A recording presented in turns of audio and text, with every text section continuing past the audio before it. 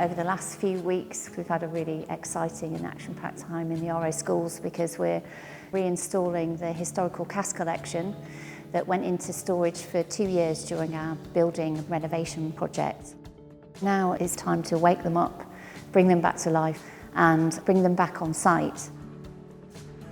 The casts were collected by the Academy in the 18th and 19th century. They were purchased with the ambition of teaching anatomy and the classical ideals of beauty. We've brought back over 140 objects. Some of them have been in storage for a long, long time. One of the heaviest ones was 200 kilograms and that was going up 6 metres into the air, so it's been an acrobatic installation. There are two types of casts in the RA's teaching collection. The first is the majority collection, which is cast directly from marble statues, and the second, which are accouchés, and they're casts which are cast directly from the remains of the human body.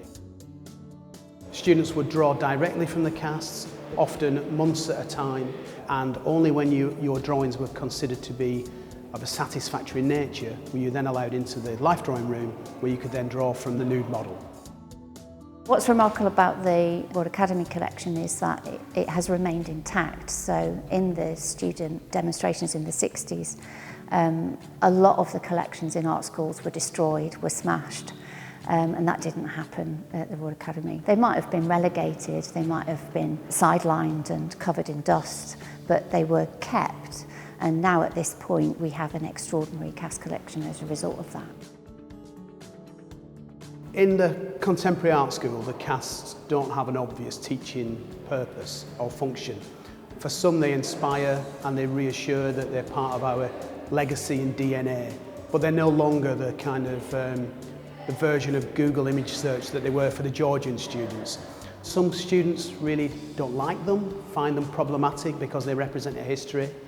Other students enjoy them as a novelty or a decoration. Others will continue to be inspired by their use of the body and narrative and the fact that they encompass the historical and the mythological. We want this redisplay to really breathe new life into these old objects, for us to really encounter them afresh and to look at their relationships and to ask questions about what they mean now, how we show them in a contemporary art school and what they mean for the future.